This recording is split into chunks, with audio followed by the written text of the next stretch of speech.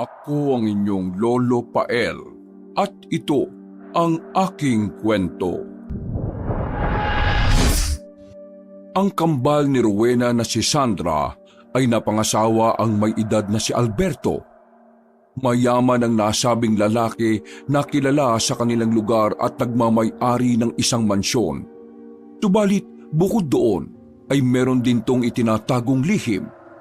Nang malaman nila ang kasamaang bumabalot sa pagkatao ni Alberto, 2 taon ng pagkapanganak ni Sandra ay ipinatakas niya ang anak kay Rowena para mailayo sa asawang pinuno pala ng mga aswang. Ilang taon nang lumipas nang matuntun na ni Alberto ang kinaroroonan ng kanyang anak. Gumawa siya ulit ng paraan para may sakatuparan ng matagal ng plano na makuha ang purong dugo ng sinaunang aswang na magbibigay sa kanya ng matinding kapangyarihan. Subalit, hindi ito pinahintulutan ni Rowena. Ginawa niyang lahat ng makakaya niya para hindi magtagumpay ang kasamaan laban sa kabutihan. Lakad-takbo ang ginawa ni Rowena palabas ng baryo San Marino. Hindi niya alintana ang mga matutulis at maliliit na batong tumutusok sa kanyang talampakan. Sa pagmamadali ay hindi na niya nagawa pang isuot ang kanyang tsinelas na naiwan sa likurang bahagi ng kanilang tahanan. Hindi niya nga rin binigyang pansin ang pagod na nararamdaman. Hindi din siya lumingon sa kanyang pinanggalingan dahil sa takot na makita ng mga taong naghahanap sa kanila. Karga ang 2 taong gulang na batang lalaki ay hindi niya yung binibitiwan hanggang hindi sila nakakarating sa tagpuan nilang magkasintahan. Dinig ang pagsigaw at pagtawag sa kanyang pangalan ng mga taong hinihimok siyang bumalik sa kanilang pinanggalingan. Mabuti na lang din at nakisama ang bata sa kanyang bisig. Hindi yung nagigising at gumagawa ng anumang ingay. Pigil ang hininga niya nang siya ay yumuko upang hindi masinagan ng liwanag ng sulo mula sa mga taong naghahanap sa kanila. Nang makarating sa dulong bahagi ng daanan ay agad niyang nakita ang sasakyan ng kasintang si Rodney. Pinuksan ng lalaki ang pinto at pinasakay silang magtiyahin saka pinatakbo ito ng mabilis. Nakahinga ng maluwag si Rowena nang tuluyan ng makalayo ang sasakyan sa lugar na pinanggalingan. Ang lugar na kailanman ay hindi na niya babalikan. Makalipas ang mahabang oras, inihinto ni Rodney ang sasakyan at niyakap si Rowena. Pinahid ng babae ang luhang tuloy-tuloy na umaagos mula sa kanyang mga mata. Tila naramdaman naman ng batang si Vlad ang nababagabag na kalooban ng tiyahin. Kaya siya napaiyak ng mahina. Dahil doon ay tinapik siya ni Rowena hanggang sa muling makatulog. Pagkalaon ay napatingin ang babae kay Rodney na kasalukuyang napapangiti.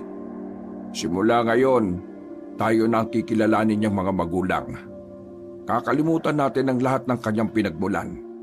Kailangan natin gawin ito para sa kapakanan ng bata. Tama ka, mahal. Kailangang mailayo natin si Vlad sa lugar na ito. Lalong-lalo na sa napakalupit niyang tatay. Pangako, gagawin ko ang lahat.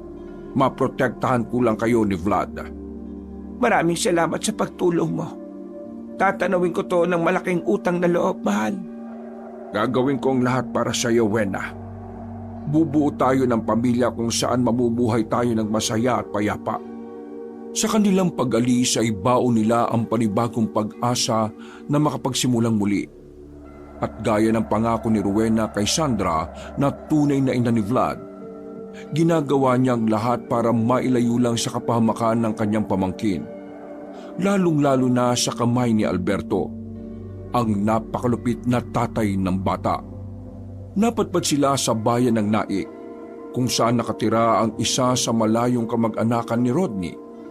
Nakapagpatayo sila ng tindahan doon gamit ang kanilang naipon. Hindi naging madali ang kanilang pagsisimula.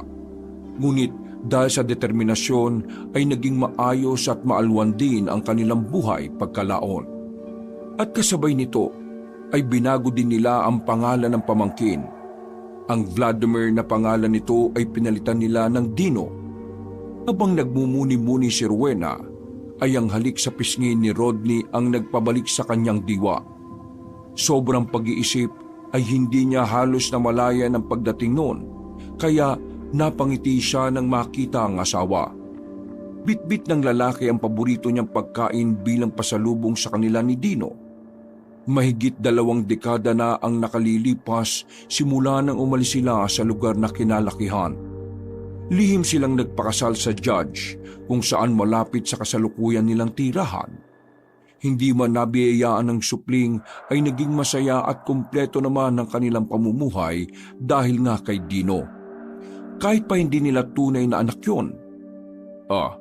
Bakit parang ang lalim ng iniisip mo, mahal? Naalala ko lang yung nakaraan, mahal. Halos 25 taon na ang nakalilipas simula nung umalis tayo sa San Marino. Oo nga, no?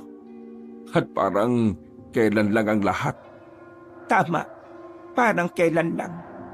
Ang bilis talaga ng panahon. Anong gusto mong gawin ngayon? Gusto mo bang sabihin natin kay Dino ang lahat? Ang tungkol sa totoo niyang pagkatao? Hindi ko alam, mahal. Natatakot ka pa rin ba sa magiging reaksyon ni Dino kapag nalaman niya ang buong katotohanan? Hindi naman ako natatakot na malaman niya ang lahat-lahat. Ang ikinatatakot ko lang ay kung ano ang kanyang gagawin kapag nalaman niya ang tunay niyang pagkatao. Kaya hindi ko alam kung dapat na ba nating sabihin ang totoo. Kung ano ang kagustuhan mo, susuportahan lang kita. Pero hindi natin may tatago ng habang buhay ang kanyang pinanggalingan. Kaya sana habang maaga pa ay sabihin mo na sa kanya ang lahat.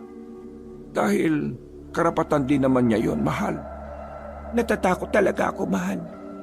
Paano kung iwan tayo ni Dino pagkatapos niyang malaman ng totoo? Kung ano ang magiging desisyon niya, wala na tayong magagawa ron, mahal. Nasa hustong gulang na siya at kaya na niya ang kanyang sarili. Ang mahalaga ay napalaki natin siya ng maayos at may takot sa Diyos.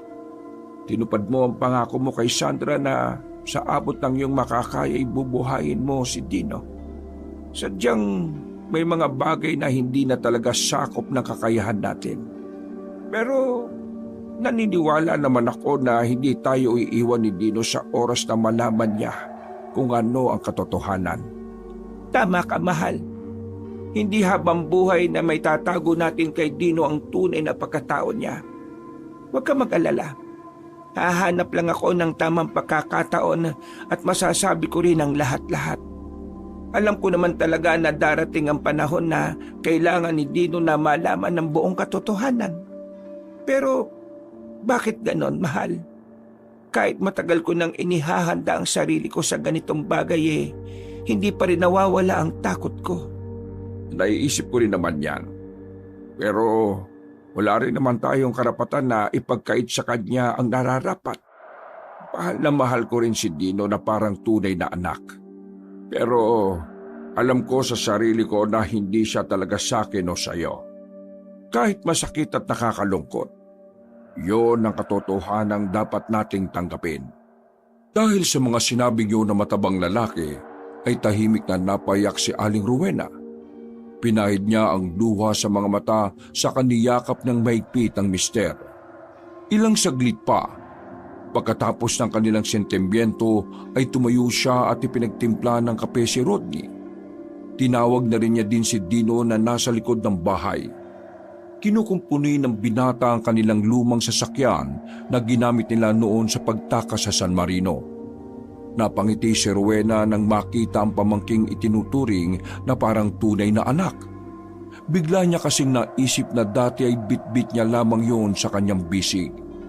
Pero ngayon ay lumaki yung matangkad, gwapo at makisig. Bukod pa roon ay napakabait din yon at napakasipag na talagang maaasahan nila kahit sa anong klase ng gawain. Dino, anak! Dumating na ang tatay mo. Tara na't kumain na tayo ng dinala niyang pasalubong. Sige po, Nay. Tamang-tama po't nagugutom na rin ako. Ano po ba yung pasalubong ni tatay? Katulad pa rin ng dati, yung paborito nating pagkain. Nilapitan ng ginang ang matipunong binata at pinunasan ng grasa na nasa braso nun. Pagkalaon ay hinayaan niyang maghugas muna ng kamay ang ampon bago sila kumain. Maya-maya pa ay isinalin na ni Aling Rowena ang kare-kare at lechon na dala ng kanyang asawa na siyang pinakapaborito nilang pasalubong. Tumulong si Dino sa paghain nang matapos ng makapaghugas ng kamay. Pagkatapos ay hinayaan na ng ginang na maupo sa kanyang bahagi ng lamesa ang ampon na nagsimulang magsandok. Kitang-kita sa mata ng binata ang saya dahil sa mga nakahaing pagkain. Wow! Ang sarap ng pasalubong mo, Tay, ah. Nasasayang tuloy yung pagpunta ko sa gym kapag ganito yung pasalubong nyo eh. Kumain ka na ng kumain dahil matutunaw mo din naman yan. Isa pa Dino, maganda na naman ang katawan mo kahit hindi ka na magpunta sa gym. Pinapagod mo lang ang sarili mo sa pagbubuhat ng kung ano-ano, anak eh. Ganun po ba, Tay? Mas gusto ko po kasing tumikas ang katawan ko katulad ng sa inyo eh. Haba, at binola mo pa ako ha. Tinan mo nga itong tiyan ko, para ng lobo sa laki. Ay nako, tama na ang asaran niyo at magsikain na muna tayo. Natatawa na lang na sinulyapan ng ginang si Dino na napakamot ng batok habang nakikipagtawanan din kay Mang Rodney. Pagkatapos noon ay nilantakan na nga nila ang nasa hapagkainan. Ilang saglit pa nang matapos na silang kumain ay nagtungo na nga ang dalawang lalaki sa sala at naupo sa sofa para mapanood ang paborito nilang basketball game. Samantalang si Aling Rowena naman ay hinugasan ng mga platong kanilang pinagkainan. Sumunod din ang ginang sa mga yon pagkatapos ng kanyang ginagawa. Nang maabutan niya ang dalawa na nagkakasiyahan, ay napahinto siya at napangiti dahil hindi rin maipinta ang saya sa kanyang puso. Habang pinagmamasdan niya ang mga yon, ay naiisip niya na para talaga silang tunay na mag-ama. Maiiyak na naman sana siya pero pinigil niya ito at nakisali na lang din sa kasiyahan dahil alam niya rin sa sarili na hindi na rin magtatagal ang peking masayang pamilya na binuo nilang mag-asawa. Kinabukasan, si Aling Rowena lang ang naiwan sa kanilang bahay nang tumunog ang doorbell habang siya ay naglilinis. Kasalukuyan kasing nasa pagmamay-ari nilang grocery store si Rodney habang si Dino ay hindi niya alam kung saan nagpunta. Ang asawa niya ang personal na nag-aasikaso sa negosyong yon dahil ito ang pangunahing pinagkukunan nila ng ikabubuhay. Paglabas ng bahay ay kaagad siyang lumapit sa gate. Pero ganun na lang ang gulat niya nang wala namang makitang tao sa labas ng bakuran. Nasaan na yon? Ay anak ka ng aswang. Nandiyan ka pala anak. Ginulat mo naman ako. Ay, pasensya na po, Nay. Kanina pa ako dumating eh. Dumiretso lang ako sa likod kasi ititesting ko na kung gumagana yung lumang sasakyan natin. Napansin mo ba yung nagdo-doorbell sa gate? Nagdo-doorbell? Wala naman pong tao dyan. Kanina pa ako nakatanong sa bandang gate natin eh. Teka, ayos lang po ba kayo, Nay? Oo naman anak. Bakit? May problema ba? Wala naman pong problema. Kayo ba, Nay? May problema ba kayo? Ha? Paano mo naman nasabi yan ha? Mukha ba akong may problema? Napapansin ko lang nitong mga nakalipas na araw. Parang lagi kayong natutulala. May dinaramdam ba kayo, Nay? May masakit ba sa inyo o kung ano? Wala naman anak. Ganito lang talaga kapag nagkakaedad na. Madaming iniisip na kahit kaunting bagay lang. Ganun ba, Nay? Huwag po kayong maglihim sa akin ha kapag may problema kayo. Huwag ka mag-alala anak. Ikaw ang unang makakaalam at sasabihin ko kagad sa iyo kapag may problema ang nanay. O sige, kumpunihin mo na yung lumang sasakyan at magtutuloy na ako sa gawaing bahay. Babalik na sana ang ginang sa loob ng bahay pero muling nagsalita ang anak dahil meron niyong tinatanong. Nay, kilala niyo ba si Yanya na dati kong kaklase nung college? Uuwi na po kasi siya ngayong galing sa bakasyon at kapag gumana na yung sasakyan susunduin ko pa siya sa terminal ha. Okay lang po? Yan. Ay teka, siya ba yung babae na lagi mong inaaway noon? Opo, siya nga po. Pero hindi ko po siya inaaway. Palagi ko lang naman po siyang inaasar noon. Ay, yun na nga. Buti, nagpasundo pa siya sa'yo. Kahit lagi mo siyang pinagtitripan. Ay, ako po ang nagpresenta na sunduin siya, Nay. Aba. Ang aming alaga ay binata na talaga. May bala ka bang ligawan siya? Sige po, Nay. Punta na muna ako sa likod ng bahay para matesting yung kotse at makapag-asikaso na rin ako.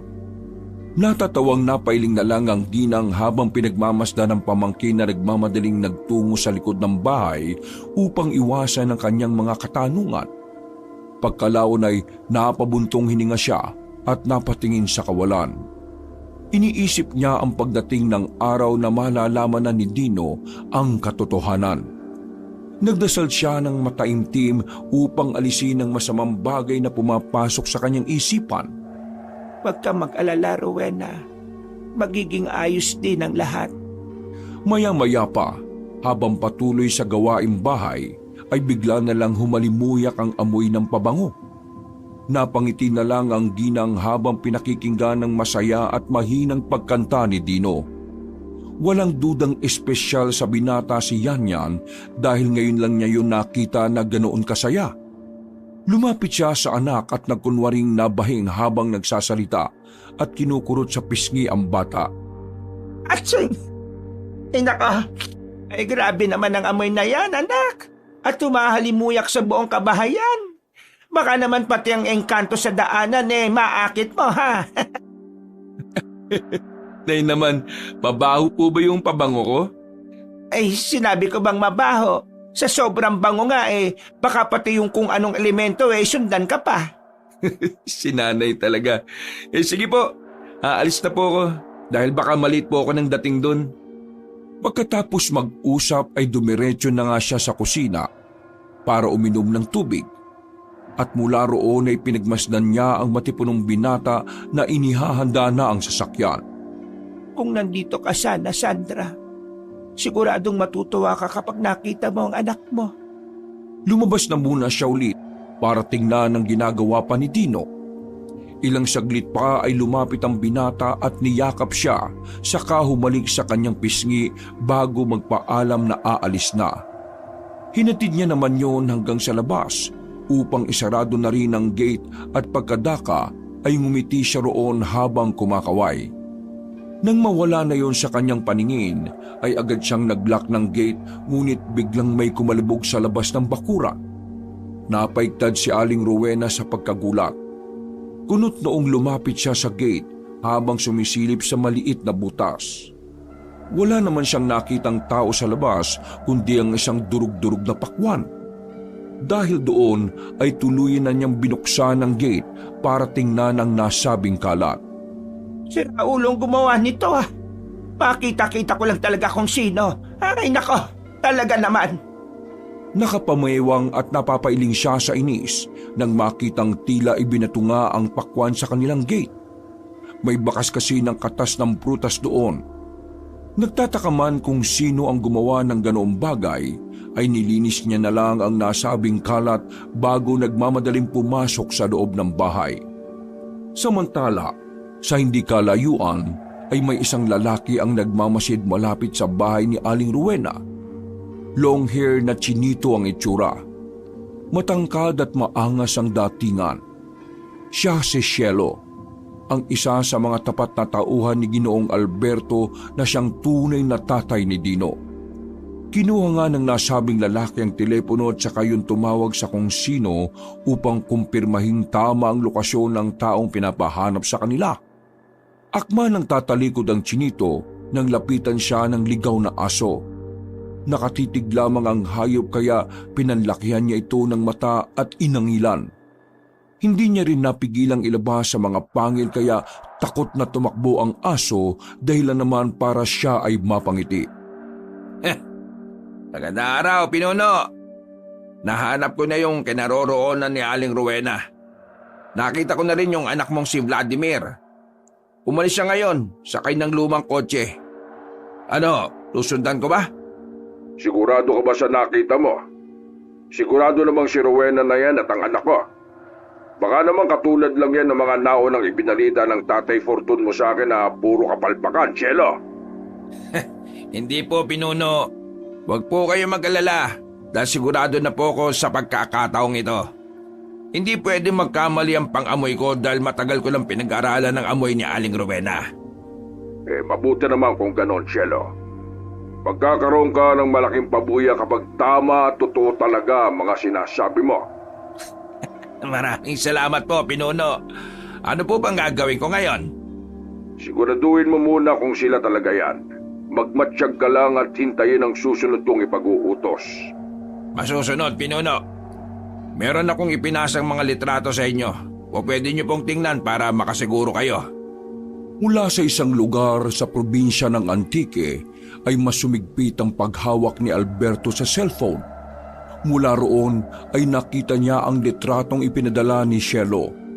Halos madurog ito dahil sa pinaghalo-halong emosyon sapagkat sa wakas, sa tagal ng paghahanap ay natunto na rin niya ang kinaroroonan ng anak na si Vladimir.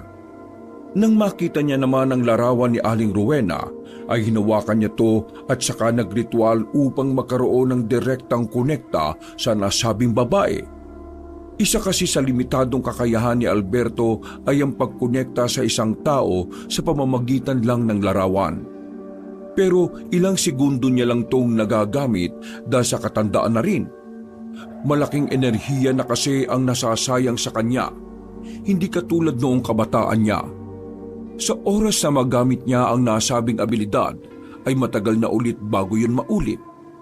Kasalukuyang nagluluto ng pananghalian si Aling Rowena nang bigla na lang siyang nakaramdam ng kakaibang lamig. At sa isang iglap ay tila nagbago ang buong senaryo ng kapaligiran. Nawala ang kusina at napadpad siya sa pamilyar na lugar na ayaw na niyang mabalikan pa. Pagpaling sa likuran ay doon niya nakita si Alberto na nakatayo sa tapat ng puntod ng kapatid niyang si Sandra. Tila kinakausap ng Ginoong namumuti na ang buhok ang nakalibing habang ibinubuhos ang laman ng bote ng alak doon. Kung inaakala mo na may tatago mo si Vladimir sa akin ng habang buhay, Sandra, nagkakamali ka. Sayang lang ang ibinuwis mong buhay dahil sa huli ay ako pa rin ang magtatagumpay. Natutup ni Aling Rowena ang bibig sa kanyang narinig. At pagkatapos noon ay napatras siya, subalit natigilan din ng lumingon sa kanya si Alberto.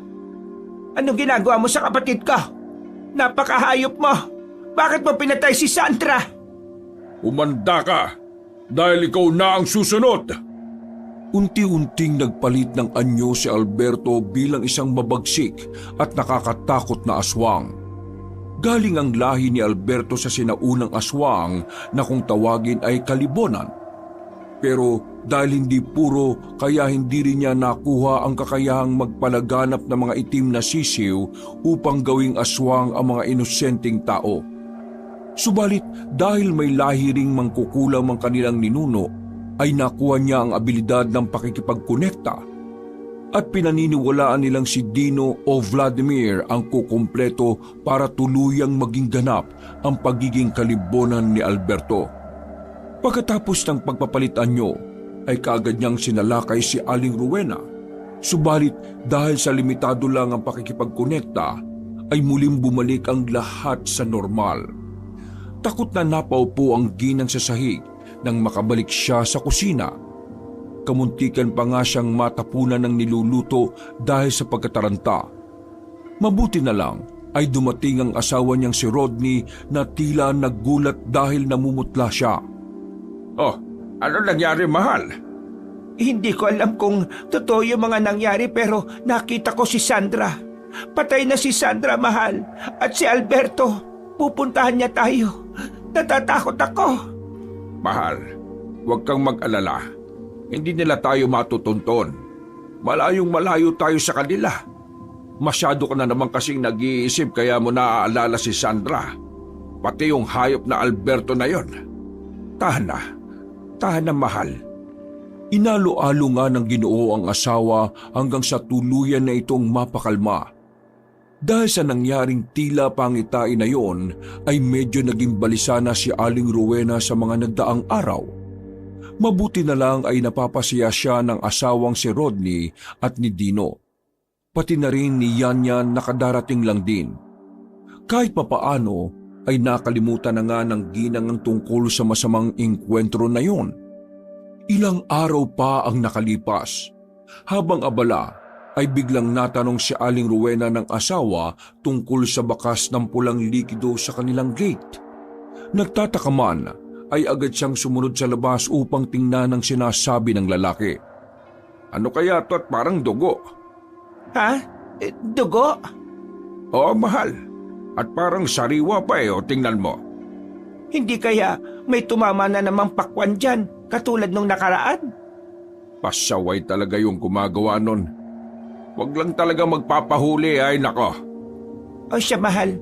Sige, hayaan na lang muna natin yon. Ha? Naudlot na sa usapan ng mag-asawa nang biglang sumulpot sa likuran nila si Dino. Nakangiti lang ang matipunong binata habang nagpapalipat-lipat ang tingin sa mag-asawa. Pagkatapos noon, ay saka nun inabot ang kamay ng mga kinikilalang magulang at saka nagmano. Nay, Tay, anong ginagawa niyo rito sa labas? Ano pong tinitingnan niyo dyan sa gate? Ay, wala naman, anak. May nililinis lang kami ng tatay mo. May naghagis na naman kasi yata ng pakwan sa gate eh. Ganun po ba? Wag na po kayong magpakapagod dyan. Pwede naman na tayong kumuha ng makakatulong dito sa bahay para mabawasan ang gawain ninyo. Nako anak, ilang beses ko na yung sinabi sa nanay mo. Ayaw naman niyang kumuha ng kasambahay na makakatulong sa ibang paraan. Tama po si tatay, Nay. Pinagtulungan niyo na naman ako magtatay kayo, ha? Ayaw ko nga dahil baka wala na akong gawin kung magkataon. Nakakapanghina kaya kapag wala akong ginagawa sa maghapon. Ayaw ko naman basta na lang tumunganga. Wait, Nay. Dugo po ba yan? Nagkatinginan lang silang tatlo at ilang segundong nanahimik. Hindi rin kasi nila alam pare-pareho kung mantsa nga lang ba ang nasa gate o sariwang dugo ng kung ano o sino. Nabasag lang ang katahimikan ng pumiki ng ubo si Mang Rodney bago sumigunda ng pagsasalita. Hindi nga rin namin alam anak eh. Ang sabi lang nitong nanay mo may tumama raw na pakwan dito nung nakaraan. Nalinis ko na nga yun pero nakapagtataka na nagkaroon ulit.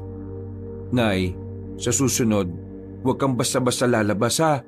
Paano kung inagaw lang ang atensyon mo para magbukas ka ng gate at gawan ka ng masama ng kung sino mang loko-loko na yon? Ay nako, sinasabi ko rin yan sa kanya anak. Medyo matigas kasi ang ulo ng nanay mo eh. Ay nako, kayo talaga magtatay. Pinagkakaisa nyo na naman ako. Hindi naman sa ganun, Nay. At teka, Tay.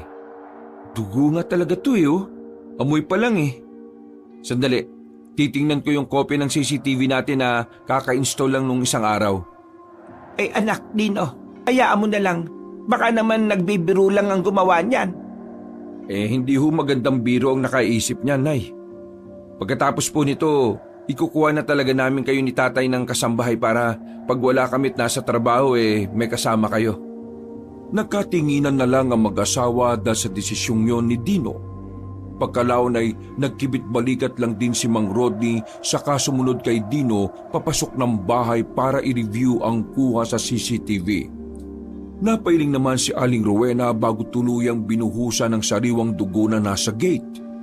Habang abala ang ginang sa ginagawa, ay hindi niya namalaya ng paglapit ni Shelo.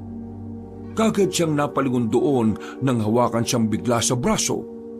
Hindi agad siya nakapagsalita matapos maramdaman ang matulis na bagay na tumusok sa kanyang tagiliran. Napalunok siya ng laway habang pinagmamasdan ng hindi pamilyar na lalaki. Parang awa mo na. Kung ano man ang plano mo, iho, huwag mo nang ituloy. Wala kang mapapala sa akin dahil wala akong pera. Huwag kang gumawa ng kahit na anong ingay kung ayaw mo masaktan. At huwag kang mag-alala. Hindi ko naman kailangan ng pera mo dahil hindi yan ang ipinunta ko rito. Ano bang kailangan mo, ha? Nandito ako para ipahatid sa iyo ang isang mensahe na galing kay Pinuno. Pinuno? Sinong pinuno? Makinig kang mabuti sa sasabihin ko. Ang sabi ng pinuno, kukunin niya na ang pag-aari niyang matagal na niyang hinahanap. Sino ka ba ha? At sino ba yung pinunong tinutukoy mo? Hindi pa to ang tamang oras para malaman mo. Pero sinasabi ko lang sa iyo, sa oras na mag-ingay ka tungkol sa mga sinabi ko, may mangyayaring masama sa lahat ng mga taong malapit sa iyo. Pwedeng alaga mong hayop, kung meron man. O kaya naman ay malapit mong kaibigan. O di kaya ay ang asawa at ang anak mo. Nakakaintindihan ba tayo, ha? Sagot! Oo, naintindihan ko. Mabuti kung ganon. Kaunting panahon na lang, kaya maganda ka na, Aling Rowena. Paano mo nakilala? Hindi na natapos ng ginang ang tanong dahil narinig na niya ang pagtawag ni Dino mula sa loob ng bahay. Si Cielo naman ay binitiwan na siya at bago umalis ay ipinakita pa noon ng supot na may lamang dugo. Huwag kang mag-alala dahil dugo lang ng hayop ang nandyan sa gate. Pero mag-ingat ka dahil sa susunod, baka hindi na lang sa hayop ang dugong tatalsik dyan. Hindi na kumibo pa si Aling Rowena dahil sa sobrang takot. Tinitigan niya na lang ang mata ng chinitong binata habang papalayo. At dahil sa naka-hoodie at sombrero ay hindi niya nakita ng buo ang mukha nun, hanggang sa mawala na lang sa kanyang paningin. Ilang saglit pa nang maramdaman na niya ang presensya ni Dino sa likuran. Hindi kaagad siya lumingon upang hindi makita na matipunong binata ang pamumutla ng mukha niya at panginginig ng buong kalamnan. Ayaw niyang malaman ang ampo ng nangyari kanina dahil baka may hindi pa magandang mangyari. Lalo na at narinig niya ang tila pagbabanta ng hindi pamilyar na lalaki. Nay, bakit parang nanginginig po kayo? Ha? Ay, nako. O talaga, ano bang nanginginig ka dyan? Natural lang to. Siyempre, medyo hindi na sanay ang nanay mo sa pagkuskus-kuskus lalo na kapag matagal na. Tara na po sa loob at naghihintay na rin si tatay. Wala nang nagawa ang ginang nang akayin siya ni Dino papasok sa loob ng bahay. Pagdating doon ay naabutan nila si Mang Rodney na nakakunot lang ang noo at tila naguguluhan sa pagre-review ng CCTV. Ano tay, may nakita ka na ba? Nakakapagtaka naman. Parang biglang nahihinto sa oras ng 1:30 yung kuha At kapag bumalik na uli, doon na siya sa may parting may dugo na yung gate natin. Kumbaga, parang napuputol o tumatalon yung video. Kinakabahan man ay lumapit si Aling Rowena sa tabi ng asawa, patid na ng ginang ng chinitong lalaki ang nagsaboy ng dugo ng hayop sa gate. Pero nagtataka pa rin siya dahil biglang ang humihinto ang video sa parting yon. Pabayaan nyo na lang yan. Huwag kayong mag-alala. Kapag may ganitong pangyayari ulit hindi na muna ako lalabas ng bahay at tatawagan ko muna kayo. Hindi kaya mali ang pagkaka-install ng CCTV, anak? Tama naman yan tay. Ilang beses kaya namin yung tinitesting nung nakaraan. Kaya nakapagtataka na biglang tumatalon. Pero siguro glitch lang yan. Itatawag ko na lang din para ipa-check up ulit. Nagtanguan na lang silang tatlo kahit ang totoo ay hindi pa rin humuhupa ang kaba sa dibdib ni Aling Rowena. Hindi niya tuloy alam kung sasabihin ba kay Mang Rodney at Dino ang tungkol sa engkwentro kanina. Natatakot kasi siya na baka may gawin ngang masama ang chinitong binata sa mga taong malapit sa kanya. Natatakot man at hindi mapalagay ay pinilit niyang ihinahon ng sarili. Kahit gustong-gusto na niyang maluha ay pinigil niya yon dahil baka makahalata ang mga kasama niya sa bahay. Nilibang na lang niya ang sarili sa paggawa ng kung ano-ano hanggang sa mapagod siya at makatulog ng mahimbing dala na rin ng matinding pag-iisip. Pagkagising ng kinagabihan ay hindi pa rin mapakali si Aling Rowena, kaya halos inabot siya ng 1 oras sa banyo. Pinag-iisipan niya kasing mabuti kung sasabihin na ba niya kay Mang Rodney ang naging engkwentro niya kay Cielo. Napabuntong hininga siya at napahawak sa kanyang ulo nang bigla yung sumakit sa kakaisip. Lumabas na siya ng banyo nang matapos maglinis ng katawan. Naabutan niya ang asawa sa may bintana na naninigarilyo. Bihira niyang makita sa ganong estado ang lalaki kaya nagtataka siyang lumapit at niyakap yon mula sa likuran.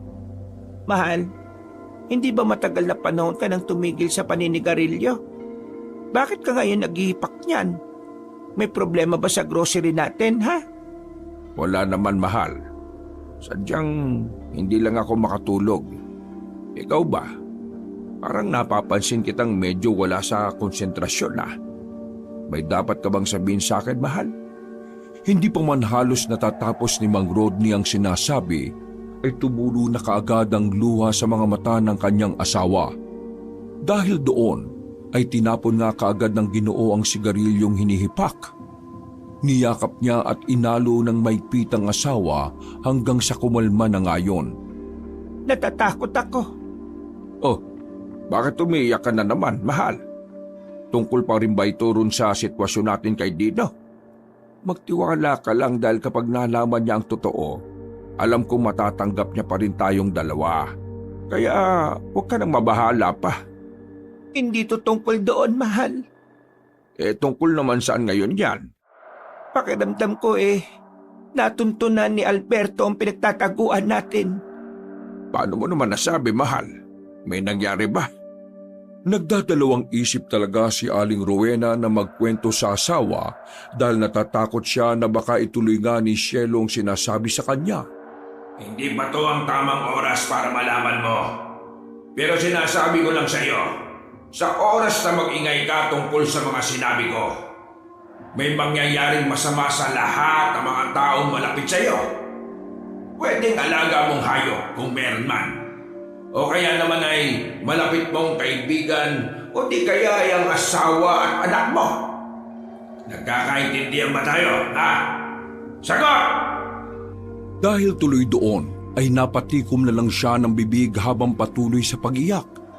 Inalo ulit siya ng asawa habang pinapayuhan na magpakatapang dahil alam naman nilang darating din talaga ang pagkakataon na matutuntun sila ng pinuno ng mataas na antas ng aswang.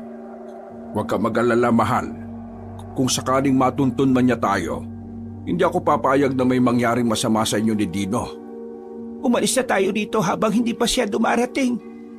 Hindi tayo pwedeng habang buhay na nagtatago sa kanya, Rowena. Kailangan na natin siyang harapin. At habang maaga pa dapat ipaalam na natin kay Dino ang totoo. Pero hindi pa ako handa.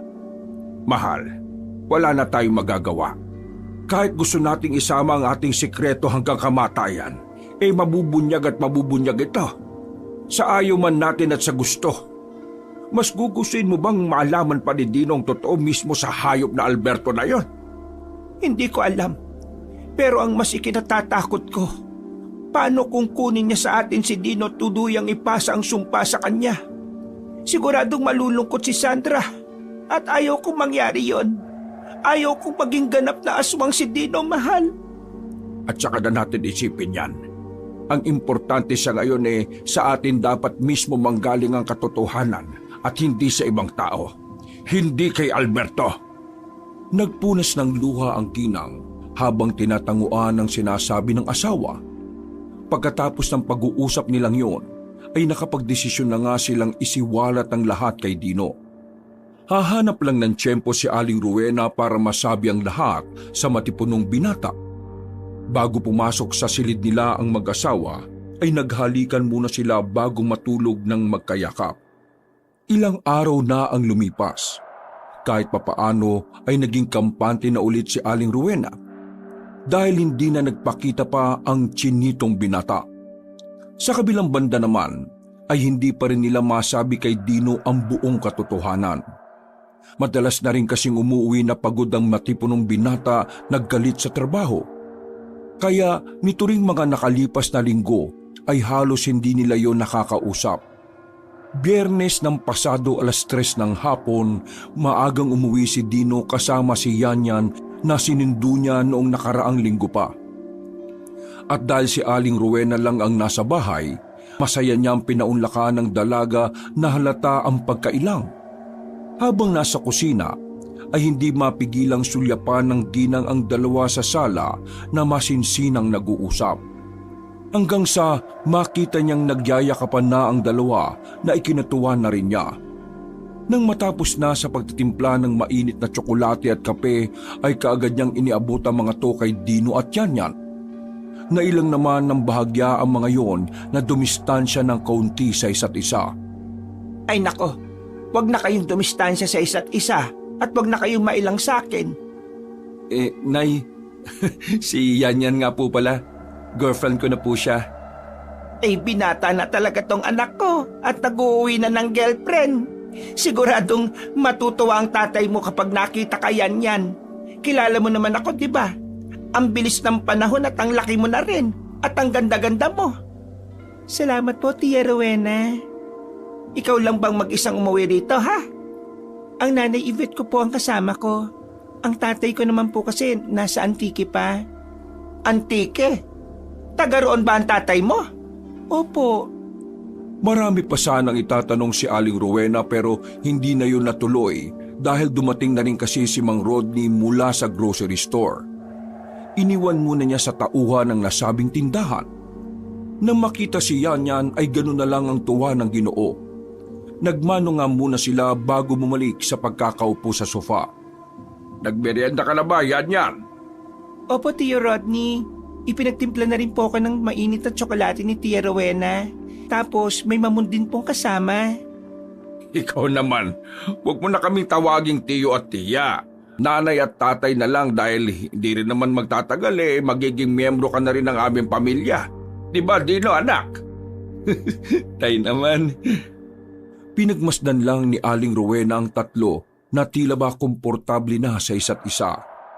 At pagkalaon ay napukaw ang kanilang pansin na magkasundo sina Rodney at Dino na kumain sa labas bilang selebrasyon para sa araw na yon. Pinagmasdan mabuti ng ginang ang mukha ng matipunong binata at kitang-kita nga niya na masaya yon kaya napapayag na rin siya na kumain na sila sa labas. Okay lang ba, Nay, na sa labas tayo kakain ngayong hapunan? Ay oo naman. Sino ba naman ako para hahadlang sa kasiyahan mo, anak? Basta kung saan kayo masaya ni Yanyan, ay masaya na rin kami ng tatay mo. Naku, maraming salamat po. Yan ang asawa ko. Napakabait talagang tunay. Nagpunta sila sa isang mamahaling restaurant sa Kabayanan. Sa tagal ng panahon ay ito ang kauna-unahang pagkakataon na makapasok si Aling Rowena sa ganoong kagandang kainan. Namamangha siyang napalingalinga sa paligid habang naglalakad silang mag-asawa papunta sa pinareserve na pwesto. Pagkaupo, habang inihintay sina Dino at Yanyan na nasa labas pa, ay nagkwentuhan muna saglit ang mag-asawa. Mahal, mukhang mamahalin ang kainan na ito. Hindi ako sanay. Simula yata nang mapunta sa atin si Dino, hindi na tayo kumain sa labas Mas gusto ko pa nga yung magluluto lang sa bahay dahil mas mura at siguradong masarap kapag ikaw ang nagluto. Oo nga, pinaganda lang naman ang lugar, pero ang putahin nila, kaya ko namang talagang lutuin. Ama ka, mahal, pinakamasarap pa sa akin yung luto mong apretada. Pero sige na, pagbigyan na natin si Dino. Alam mo naman kapag nagmamahal. Oo nga, ano bang magagawa natin?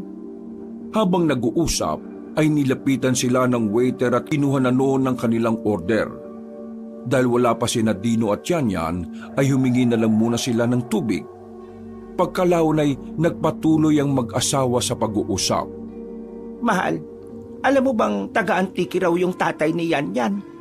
Inaalala ko na baka kilala ng tatay niya si Alberto. Mahal, malawak ang probinsyang yon. At saka, narinig ko sa pag-uusap nila na matagal ng panahon na raw na hindi naninirahan doon ang tatay ni Yanyan. Kaya huwag ka na masyado mag-alala tungkol sa bagay na yon. Bagamat may agam-agam sa puso ni Aling Rowena, ay hindi na lamang siya kumibo. Pilit ang kanyang ngiti ng haplusin ng asawa sa balikat at hawakan ng kanyang kamay. Ilang minuto pa ang lumipas nang dumating na ang dalawang magkasintahan ay umorder na nga sila ng makakain. Naging maayos at makabuluhan ang gabi na yon sa kanila. Napag-alaman nga ni na Aling Rowena at Mang Rodney na magdadalawang taon na pala ang relasyon ni na Dino at Yanyan. Hindi lamang mabanggit ng matipunong binata ang tungkol doon dahil wala rin naman ang dalaga sa mga nakalipas na taon. Masaya ang mag-asawa para sa magkasintahan at kitang-kita yun sa kanilang mga mata. Dahil doon ay mas lalo silang nag-enjoy habang sama-samang naghahapunan. Pagkatapos kumain, gamit ang lumang sasakyan ay inihatid na nga nila si Yanyan sa bahay noon.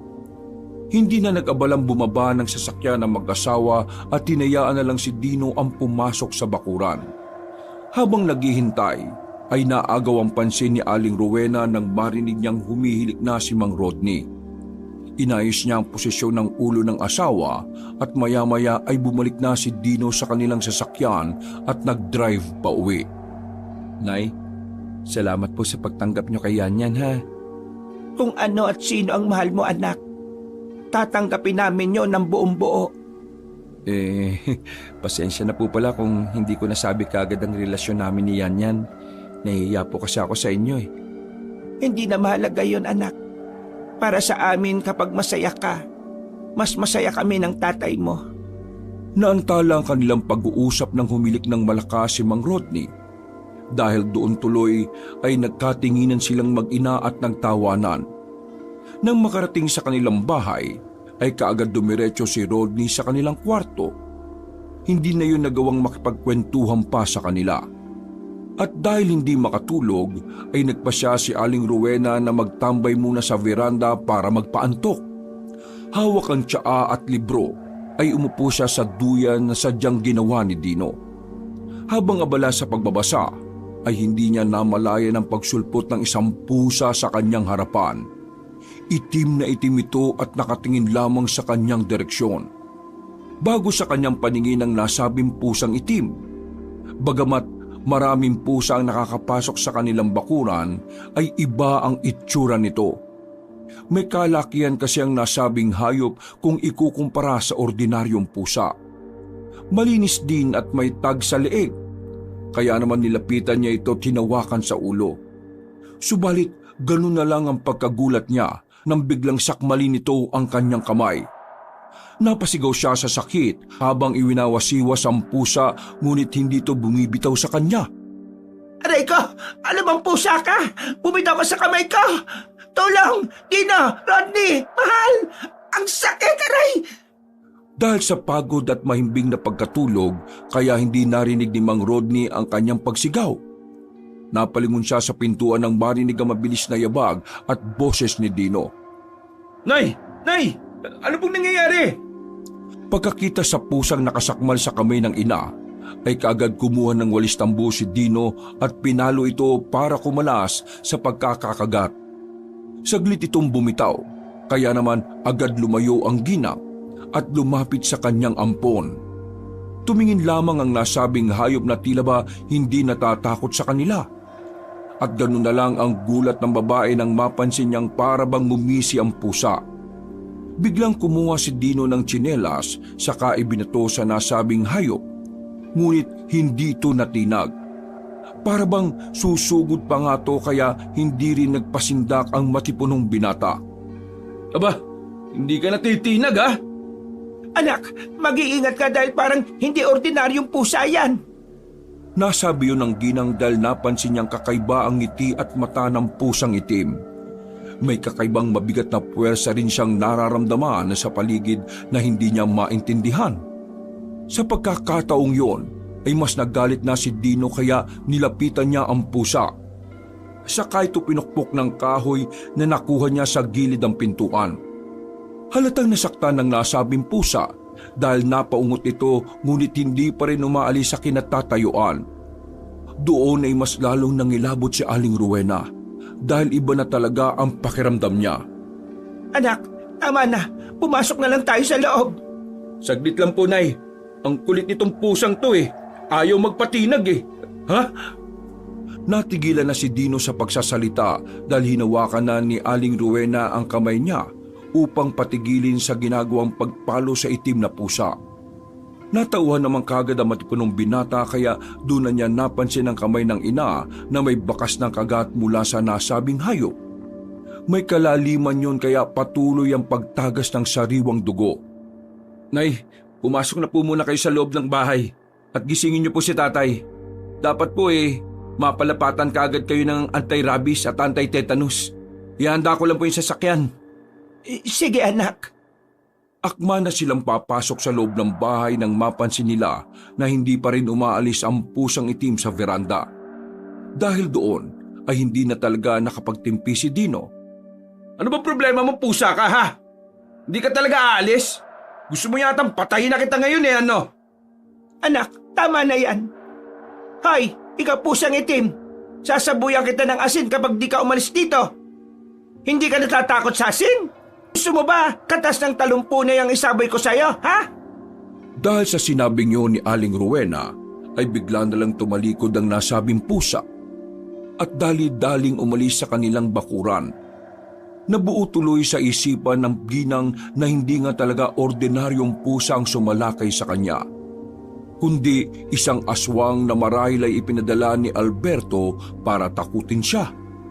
Nang mawala na sa paningin nila ang nasabing hayop ay pumasok na sila sa loob ng bahay at ginising si Mang Rodney. Nagpunta muna sa lababo ang ginang para hugasan ng sugat. Napapikit siya at napasigaw sa sakit nang lumapat ang tubig sa sugatan niyang kamay. Ngunit natigilan na siya nang makita ulit ang pusang itim sa bintana ng kusina na malapit lang sa lababo. Nagimbal na nga siya dahil tila ba ang mukha nito ay naghahalo na sa itsura ng tao at pusa. Ilang beses pa siyang pumikit sa pag-aakalang namamalikmata lamang. Ngunit nanatiling ganoon ang itsura ng nasabing hayop hanggang sa unti-unti na nga yung magpalit ng anyo. Kitang-kita niya kung paanong maging tao ang itim na pusa. Mas nagulat pa siya dahil natandaan niya ang itsura ng lalaki. Ito yung singkit na binatang nakaengkwentro niya noong nakaraan sa gate. Ang nagpaabot ng mensahe sa kanya mula kay Alberto. Dahil doon ay napatras siya habang nanatiling nakatingin sa pusang may anyong tao. Mukhang hindi ka naman masyadong nagulat, Aling Rowena. Anong ginagawa mo dito? Hindi mo ba natatandaan yung mensaheng ipinapaabot ni Pinuno? Kagaya ng sinabi ko sa iyo nung nakaraan, babawiin ni Pinuno ang matagal na niyang pag-aari at nalalapit na ang araw na yon.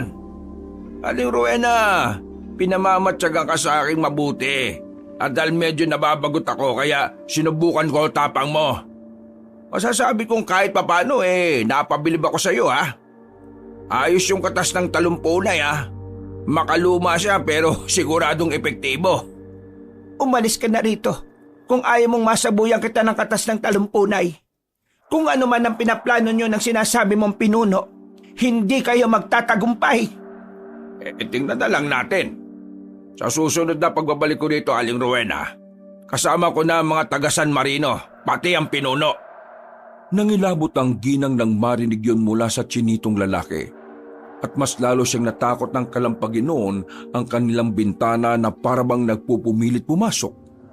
Natigilang yun nang marinig na ni Cielo ang boses ni Dino. Gumising na lang siya at sumenyas na huwag maingay kasunod ng babala ng paggilit sa leeg. Nakuha na ni Aling Rowena mga sinyalis na yon kaya mas lalong nahintakutan ng ginang.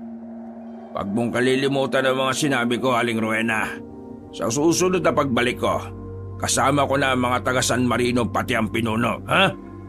Pagkasabing yun ay tumalikod na si Cielo na muling nag-anyong pusang itim bago biglang mawala sa kadiliman ng gabi. Pagkalis ng sinitong lalaki ay biglang nanghina ang ginang at napaupo sa sahig. Sa ganoong posisyon siya inabutan ni Mang Rodney at Dino kaya nag-alala ang mag-ama na kaagad niyang inalalayang tumayo. Ayos lang po ba kayo, Nay? Oo, ayos lang ako. Tara na't magmadali na tayo sa sasakyan para madala ka na kaagad sa ospital. Tumango-tango lang ang ginang hanggang sa makapasok sila sa loob ng sasakyan. Si Dino ang nag-drive hanggang sa marating nila ang ospital. Mabilis silang inasikaso ng mga naroroong nurse at nilapatan nga kaagad ng paunang luna si Aling Rowena. Habang naghihintay na ma-discharge, ay nagpasya muna si Dino na pumunta sa nag-iisang convenience store sa tapat ng ospital para bumili ng makakain nila.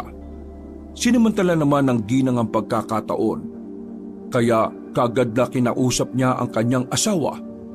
Mahal, hindi ordinaryong pusang may gawa nito sa akin.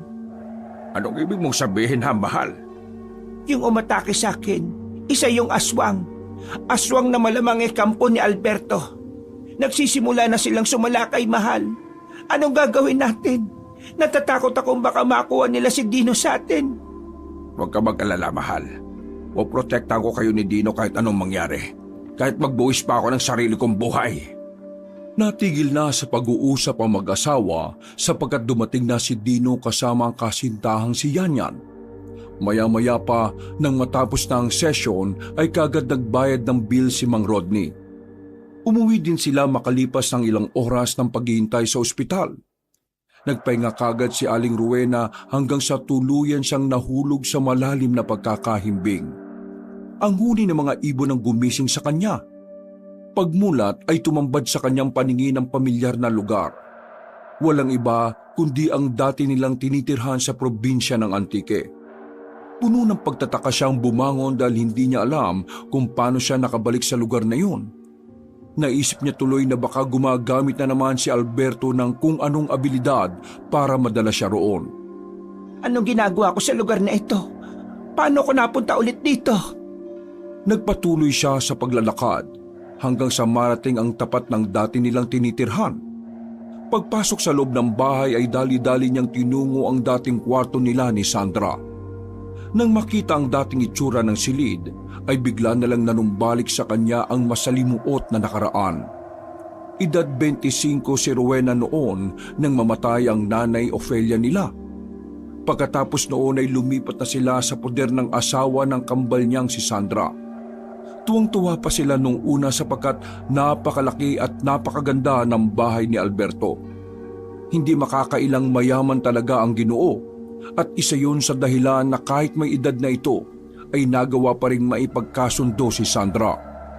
Mas lalong naging makulay ang kanilang buhay nang ipinanganak na nga si Dino o mas kilalang Vladimir. At 2 taon ang nagdaan matapos ang pagsilang sa sanggol ay nadiskubre nga nila ang totoong pagkatao ni Alberto. Ang pagiging aswang nito nakabilang sa angkan ng kalibonan. Nalaman din nilang magkambal ang totoong layunin kung bakit ipinanganak si Vladimir o Dino. Ito ay para lang makumpleto ang pagiging purong kalibonan ni Alberto. Ang lahat ng yun ay nanumbalik sa kanyang alaala na parabang kahapon lang at sa harap niya mismo nangyayari. Muli niyang narinig ang pagtatalo ni Sandra at Alberto patungkol sa sakripisyo at paglilipat ng sumpa ng pagiging aswang kay Dino o Vladimir. Ito ang tunay kong pagkatao, Sandra. Wala kang magagawa kung hindi tanggapin ang katotohanan dahil asawa na kita. Ang ating anak na si Vladimir ang magiging tagapagmana sa susunod na henerasyon ng kalibonan. Pero bago mangyari yon, ay kailangan niya munang mamatay. Kapag sumapit na ang 3 niyang kaarawan, kailangan kong sipsipin at sairin ng sariwang dugo sa buo niyang katawan at kainin ang kanyang puso. At sa oras na mabuhay siyang muli sa 3 araw, magiging ganap na at puro ang pagiging kalibonan ko. Sa kabilang banda, ay matatanggap niya na ang pamana ng aming lahi. Yun ang dahilan kaya nila pinagplanuang itakas noon ng bata na napagtagumpayan naman nila. Kaya lang, dahilan din to para maibuwis ni Sandra ang kanyang buhay. Matapos maalala ni Aling Rowena ang lahat ng yon, ay bigla na lang siyang kinumuta ng matinding takot.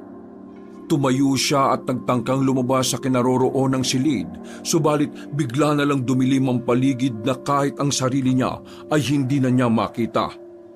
Ilang saglit pa ay isang napakabigat na puwersa ang lumukob sa buo niyang pagkatao hanggang sa marinig niya ang boses ni Alberto mula sa di kalayuan. Hindi niyo ako matatakasan, Rowena! Babawiin ko na sa inyo si Vladimir! Dahil doon, ay tuluyan na ngang kinumutan ng takot ang ginang hanggang sa para na siyang nalulunod sa kadiliman. Mabuti na lang ay tinapik siya ni Mang Rodney sa pisngi, dahilan para mapabalikwas siya ng bangon. Par, binabangugot ka. Sumisigaw-sigaw ka. Kaya kita ginising. Nasaan si Dino? Nasaan ang anak natin? Sinundo lang si Yanyan at pabalik na rin sila rito. Kumalma ka nga muna. Sikat na ang araw, mahal ko. Huwag kang matakot dahil walang mangyayaring masama. Paano ko kakalma? Nasaan si Dino? Kailangan ko makausap ang anak natin dahil kailangan na niyang malaman ang totoo. Sa halip na tumugon, ay hinawakan muna ng Ginoo ang asawa sa magkabilang balikat bago to pinahinahon. Pina-inhale-exhale niya ang ginang hanggang sa maging okay-okay na ang lahat. Pinainom ni Mang Rodney ng tubig ang asawa at naghintay na lang sila sa kwarto hanggang sa dumating na nga sina Dino at Yanyan. May isang lalaki pa silang kasama at nang makita yun ni Aling Rowena ay ganun na lang ang pagkagimbal niya. Nay, Tay, ito nga po pala yung pinsan ni Yanyan. Galing pa raw siya sa Antiket, halos mag-iisang buwan na pala rito sa lugar natin. Tol, Shelo, ang nanay Rowena at tatay Rodney ko. Magandang araw ho sa inyo. Kabadong pinagmasdan ni Aling Rowena si Shelo na tila napapangiti lang ng makahulugan habang nakatingin sa kanya. Gusto man niyang sabihin sa anak at asawang tungkol sa tsinitong binata ay hindi niya rin magawa dahil naalala niya ang bantanon. At dahil sa sobrang tensyon ay bigla na lang tuloy sumuka ang ginang sa harap nila na ikinabigla ng lahat maliban kay Shelo. Umismid pa nga yun pero walang ibang nakahalata. Dahil doon ay bumalik na nga lang si Aling Rowena sa silid para magpahinga. Nagdahilan na lang siya na maaaring epekto yun ng anti-rabies injection kagabi. Ilang saglit pa, habang abala sina Mang Rodney, Dino at Yanyan, ay tinungo naman ni Shelo ang silid kung saan naroroon si Aling Rowena. Dahil nakabukas ang pinto kaya tumayo roon ang tsinitong binata saka ngumiti ng makahulugan. Nang makita naman siya ng ginang ay gumapang naman ang matinding takot sa buo nitong pagkatao. Oh, bakit parang namumutla ka, Aling Rowena? Huwag ka mag-alala dahil wala naman akong balak na gawing masama sa ngayon. Wala pang hudyat ang pinuno kung anong gagawin sa inyo. Pero hindi ibig sabihin nun dapat ka nang magpakampante. Dahil katulad ng nangyari nitong mga nakaraan, kapag inatake na naman ako ng pagkabagot, baka mapaglaruan ko na naman kayo. Ano bang kailangan mo sa pamilya ko? Pamilya mo? Hindi totoo ang sinasabi mong pamilya mo, Aling Rowena. Dahil hindi mo naman talaga anak si Dino Ang ibig kong sabihin si Vladimir. Kung ganon, tauhan ka ng hayop na Alberto na yon. Bakit? Hindi ba halata? Huwag ka mag-alala dahil tapos na ang misyon ko ng paghahanap sa inyo. At si Pinunong Alberto na ang bahala sa susunod na hakbang. Napakasama ninyo! Binabawi lang ng pinuno ang kanya. At papayuhan lang kita, Aling Rowena, ha? Kung gusto mo pang mabuhay, isuko mo na lang ng matiwasay si Dino. Sa ganung paraan may iwasan mo pa ang matinding pagdanak ng dugo. Huwag mo rin kakalimutan ang biling ko sa iyo. Tandaan mo na palagi akong nakamatsyag. At sa oras na marinig ko na magsalita ka, una kong papatayin ang asawa mo. At isusunod ko ang lahat ng mga taong malapit sa iyo. Pagkatapos sabihin yon, ay ngumiti lang ulit si Shelo bago magpaalam sa ginang.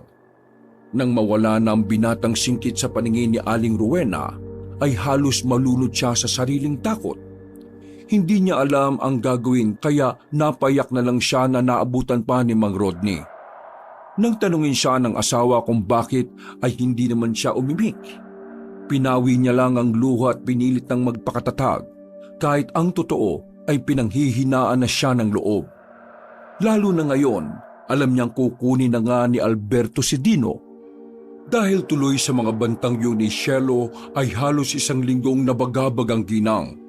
Hindi siya nakakatulog ng maayos at panay ang tingin niya kay Dino na palagi namang sinasabi ni Mang Rodney na ayos lang ang binata dahil madalas silang magkasama ni Yanyan. Magtatakip silim ng Biyernes. Pagkagaling sa ospital para sa ikalawang sesyon ng anti-rabies, habang binabaybay na mag-asawa ang liblib na kalsada pauwi ay biglang may sumulpot na aso sa gitna ng daan. Nagulat si Mang Rodney kaya nakabig niya ang manibela sa kabilang lane. Sumalpok sila sa Center Island na siyang dahilan kung bakit tumirik ang lumang sasakyan. Sapagkat may kalakasan ng kanilang pagkakabangga, ay nakaramdam si Aling Rowena ng pagkahilo at pagdidilim ng paningin. Pinilit niya ang sarili na manatiling mulat hanggang sa maaninag niya ang asawa na walang malay at duguan ng noo. Mahal, gumising ka! Mahal! Makailang beses niyang inuyog ang asawa ngunit hindi yun tumutugon sa kanyang tawag. Maya-maya pa nga ay napalingon siya sa likuran dahil narinig niya ang pagkahol ng aso na ilang saglit pa ay tila nahintatakutan na. Inaninag niya ang kinaroroonan ng hayop hanggang sa makita ang nilalang na naglalakad palapit sa kanilang kinaroroonan. Kung sino ka man, tulungan mo kami ng asawa ko. Parang awa mo na. Musta, Aling Rowena? Nang marinig at makita ng ginang si Cielo, ay mas lalo lang siyang nahintakutan lalo na sa sitwasyon nila ngayong mag-asawa. Biglang kumabog ang kanyang dibdib. At kahit anong pilit niyang pakalmahin ang sarili para makaisip ng mainam na paraan, ay hindi niya magawa. Nangibabaw ang takot niya para sa tsinitong binata. Alam niya kasi na isa itong aswang at alagad pa ni Alberto. Anong ginagawa mo rito? Ikaw bang may gawa nito, ha? Tantanan niyo na ang pamilya ko. Utang na loob! Ngumiti lamang si Cielo sa kanya at sinimulang tanggalin ang seatbelt ng walang malay na si Mang Rodney. Pagkatapos noon ay binuhat niya ang Ginoo at binuhat palayo sa sasakyan. Nag-alala tuloy lalo ang ginang para sa kaligtasan ng kanyang asawa. Kaya kahit nahihilo ay pinilit niya ang sarili na makaalis sa kinalalagyan. Shelo! Saan mo dadalhin ang asawa ko? Walang yaka! Ibalik mo si Rodney! Mahal, gumising ka! Gumising ka, pakiusap! Makinig ka mabuti, Aling Rowena. Ito ang naisip na laro ni Pinuno para raw mas maging kapanapanabik ang pagtatagpo niyong lahat. Dadaling ko si Mang Rodney sa lugar kung saan dapat mo namang isauli ng personal ang pag-aari ni Pinunong Alberto. Kapag hindi mo naibalik si Dino sa itinakdang oras, alam mo na ang mangyayari. Ayaw naman sigurong pagpiestahan ng mga aswang ang pinakamamahal mong asawa, hindi ba? Para mo ng awa. Itigil mo na ito, Cielo. Huwag kang maging sunod-sunuran sa hayop na yon. Maniwala ka sa akin dahil ginagamit ka lang ng hayop na Alberto na yon. Napatili na ang ginang nang bigla siyang angilan ng tsinitong binata na bigla ring nag-anyong aswang, pero mukha lang. Natigilan na siya habang pinagmamasdan ang nakakatakot na nilalang na handa na siyang sakmalin anumang oras. Kapag nakarinig pa ako ng kahit katiting na panlilibak kay Pinunong Alberto, hindi ako magdadalawang isip na kitling ka. Kahit hindi pa niya pinahihintulutan gagawin ko yan. Pagkatapos sabihin yon, ay iniwan na siya ng aswang na bitbit nga si Mang Rodney. Wala nang nagawa ang ginang kundi ang magsumigaw ng saklolo hanggang sa unti-unti na nga lang magdilim ang kanyang paningin at tuluyang mawala ng malay tao. Pagmulat ng mga mata, ay kaagad niyang nabungaran si Dino na halata ang matinding pag-aalala sa hilatya ng mukha. Pagkakita sa anak ay agad niya yung niyakap kasunod ng pagtagas ng luha sa magkabilang mata. Dino, ang tatay Rodney mo. Kinuha nilang tatay Rodney mo. Nay, sino pong kumuha kay tatay? At bakit nila yung ginawa? May ginawa bang kasalanan ng tatay? Magsalita po kayo, Nay, para maintindihan ko ang nangyayari. Kailangan makalabas na ako dito, anak. Doon ko sa iyo sasabihin ang lahat-lahat. Pakiusap, lumabas na kagad tayo rito. Kailangan nating iligtas ang tatay mo. Hindi na nga nag-alinlangan si Dino na gawin ang hiling ng ina. Nang ma-discharge na, ay tahimik silang nagbiyahe pa uwi. Nang makarating ng bahay ay kaagad pinasunod ni Aling Rowena ang matipunong binata sa silid. Pagkatapos ay kinuha niya ang maliit na kahon na nakalagay sa ilalim ng aparador. Ito ang kahon na naglalaman ng kanilang nakaraan. Humarap siya kay Dino, tinawakan yon sa magkabilang kamay at pagkalaon ay saka na niya binuksan ang kahon. Tumambad sa kanilang paningin ang mga lumang litrato. Nandoon ang larawan ni Sandra na buhat-buhat ang isang sanggol habang mayroong matangkad na may katandaang lalaki na nakatayo sa likuran nila. 3 larawan yon na iisa lang halos ang itsura ng mga muka. Kaya napakunot noo si Dino habang nakatingin sa ina na maluha-luhana. Sino sila, Nay?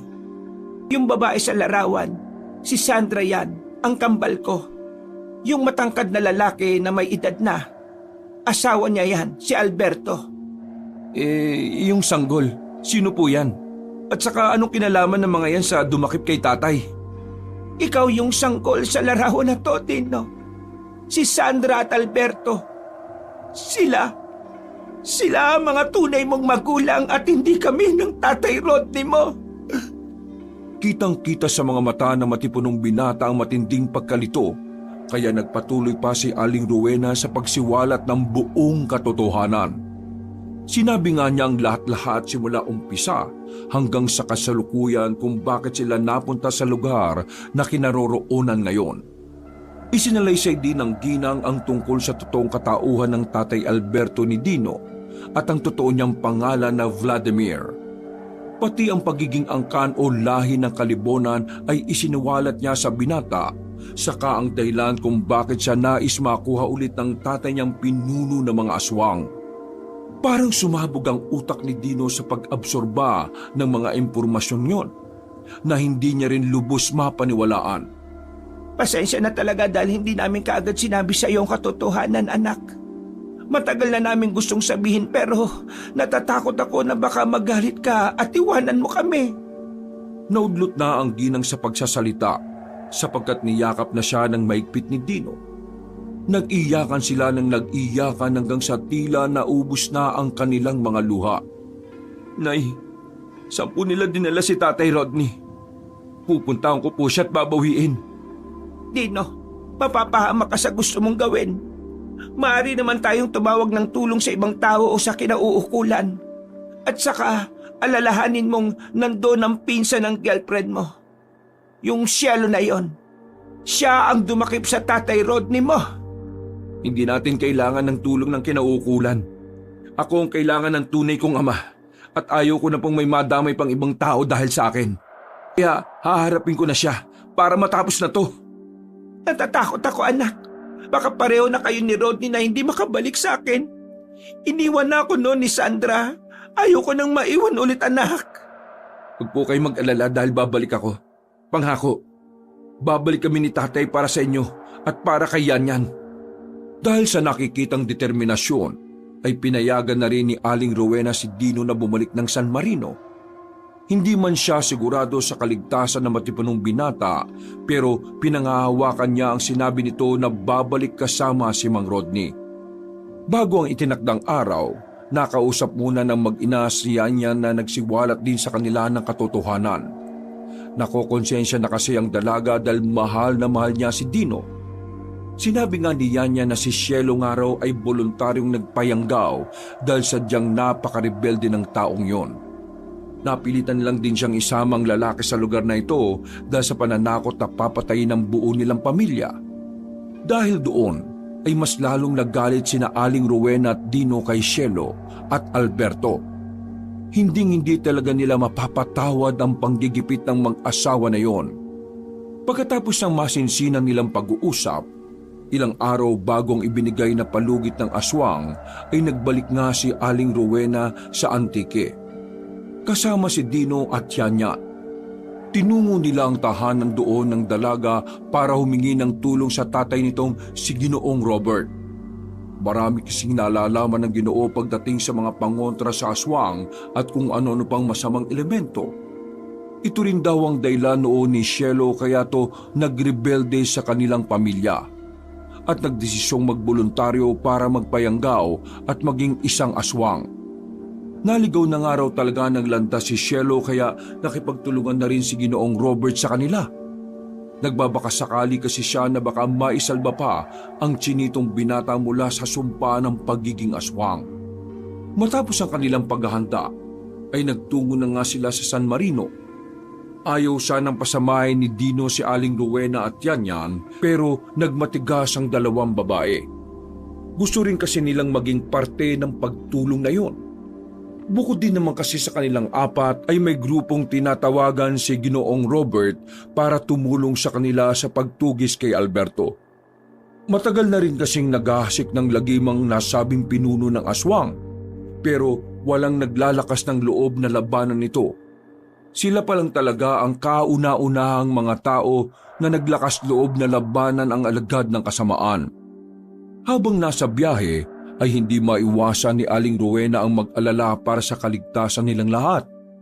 Lalo na ng kanyang asawa na mag-iisang linggo na rin nilang hindi nakikita. Nay, huwag po kayo mag-alala dahil maililigtas po natin si Tatay Rodney. Hindi ako papayag na kunin siya sa atin ng walang hiyang Alberto na yon. Kahit kailan ay hindi ko siya ituturing na tatay. Salamat anak. Naniniwala ko na magiging ayos din ang lahat. Opo, Nay. Magiging maayos din ang lahat. Maya-maya pa, pagdating nila sa bukana ng San Marino ay kakaiba na kagad ang bumungad na presensya sa kanilang lahat. Huminto ang higit 10 sasakyan sa tapat noon at ang lahat ay naganda na kagad habang bumababa ng sasakyan. May ilang naiwan sa sasakyan kabilang naroon sina Aling Rowena at Yanyan na nagmamasid lang sa paligid. Sina Dino, Ginoong Robert at iba pa ay nagsimula ng maglakad hanggang sa makapasok na sa bukana ng maliit na nayon. Kitang-kita ng ginang ang isang matangkad na lalaki na humarang sa mga nauna nilang kasamahan. May ibinigay yung papel na nagsasabing ayaw ng gulo ng mga angka ng aswang sa dakong yon at ang tanging kailangan lang nilang makausap ay si Dino.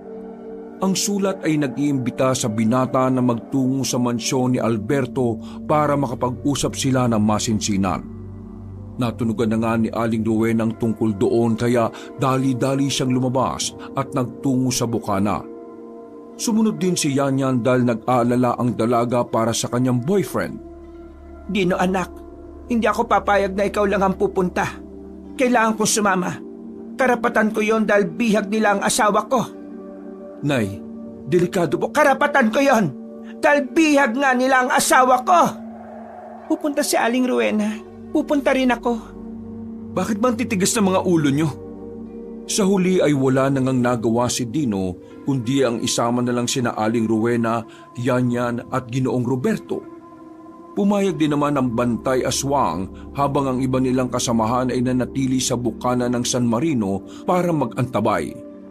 Ilang saglit pa nga ay kinakabahan pumasok sila sa nasabing mansyon. Nanumbalik na naman tuloy kay Aling Rowena ang masalimuot na alaala sa lugar na yon. Pagbukas ng malaking pinto ay ang unang bumungad sa kanilang mga mata ay ang malaking lamesa. Sa dulo nito ay nakaupo si Pinunong Alberto at sa kaliwang bahagi ay naroon si Mang Rodney na nakatali at halata ang matinding takot sa mukha. Sa kanang bahagi naman ay makikita si Cielo na nakadikwatro ang upo, habang pangisi-ngisi lang din sa kanila. Family reunion ba ito? Manahimik ka muna, Cielo. Anak, maupo ka, Vladimir. Dino ang pangalan ko. Naiintindihan ko, Dino. Maupo ka. Ikaw rin, Rowena. Maligayang pagbabalik sa mansyon ng mga De La Fuente. Maupo muna kayong lahat.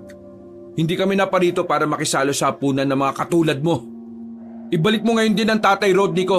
Dahil kung hindi ano? Magkakamatayan tayo rito, Alberto. Eksaktong pagkasabing yon ni Aling Rowena ay saka siya naglabas ng baril pati na rin sina Ginoong Roberto, Dino at Yanyan. Itinutok ng ginang ang baril na hawak sa mismong pinuno ng mga aswang. Wala namang gumagalaw sa grupo ng mga alagad ng kadiliman. Ngumingisi-ngisi lang sila dahil marami-rami sila sa loob kumpara sa 4 na katao. Ang lakas naman ng loob niyong tutukan ako ng baril sa sarili kong pamamahay. Naibang na ba kayo, ha? Ilan kaming nandito sa loob habang kayo'y 4 lang at may 2 babae pa na parang mga babasaging baso. Pinuno, bigyan ko na ba sila ng halimbawa para magtino? Ang init! Ano bang tumama sa akin? Humandusay sa sahig si Cielo habang naglulupasay sa sahig matapos tamaan ng bala ng baril na ipinutok sa kanya ni Yanyan. Nagulat at nagalit naman si Alberto matapos makita ang isa niyang tauhan na tila iniinda ang matinding sakit. Hindi nila inaasahan yon dahil ang alam nila ay ordinaryong bala lang ng baril ang gamit ng 4. Alberto, ibalik mo na sa akin ang asawa ko kundi papatayin kita! Hindi na nga nakapagpigil pa ang pinuno ng mga aswang. Malakas at galit na pinukpok ni Alberto ang lamesa dahilan para mas lalong nahintakutan si Mang Rodney na malapit lang sa kanya. Dahil doon ay nag-alal lang napatingin si Aling Rowena sa asawa lalo na nang tumayo si Alberto at nilapitan si Mang Rodney. Hinawakan nito ang liig ng kanyang asawa at unti-unting ibinaon ang matutulis nitong kuko. Tigilan mo ang asawa ka! Dahil sa ginawa mong kalapastanganan, wala nang makakalabas sa inyo rito ng buhay. Mabilis niyang ibinaon sa liig ni Mang Rodney ang matutulis ng mga kuko hanggang sa tumagas na ang dugo mula roon. Nagsimula namang mangisay ang Ginoo hanggang sa unti-unti na nga nitong maghabol ng hininga. Walang yaka! Tatay Rodney! Ako ang tatay mo! At babawiin kita ngayon sa ayaw at sa gusto mo! Iaalay kita sa kadiliman para maibalik ang pagiging purong kalibunan ko at makamit ko ang kapangyarihan ng paglikha ng mga itim na sisiw. Nagkagulo na sa loob ng mansyon dahil sunod-sunod na nagpapatok si Dino at Aling Rowena. Ganon din sina Yanyan at Ginoong Robert.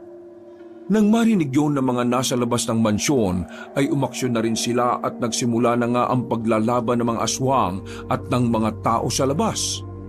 Pinuntirya talaga ni na Aling Rowena at Dino si Pinunong Alberto na unti-unting nagpalit ng anyo sa pagiging isang mabangis na aswang. Mamamatay ka ng halimaw ka! Sa tingin mo tatablan ako ng pipitsuging bala ng baril na yan, ha? Hindi kami tanga para gumamit ng ordinaryong bala. Itong sayong halimaw ka! Mamatay ka na para makamit na ng kambal ko ang hustisya! Sa ilang putok ng baril na ginawa ni Aling Rowena ay sinalaglang yon ng ibang aswang sa tapat ng kanilang pinuno. Isa-isa silang nangisay at nasunog na parang papel. Sinamantala naman ni Pinunong Alberto ang pagkakataong yon, kaya siya naman ang sumalakay. Sa kabutihang palad ay sinagip ni na Ginoong Roberto at Dino ang ginang kaya hindi ito nadakma ng pinunong aswang. Maya-maya pa ay bigla namang bumangon si Cielo na nasusunog ang mukha. Galit na galit yung hinarap si Yanyan at Ginoong Roberto dahil sa ginawa sa kanya. Papatay ko kayo, magtatay kayo! Mga walang kayong... Mga wala kayong silbi! Dapat talaga, noon ko pa kayo pinatay! Mabilis sa mga sumunod na pangyayari. Nang aatake na ni Cielo si Yanyan ay saka sumingit si Dino. Dahil doon, ay siya ang tinamaan ng matinding pag-atake.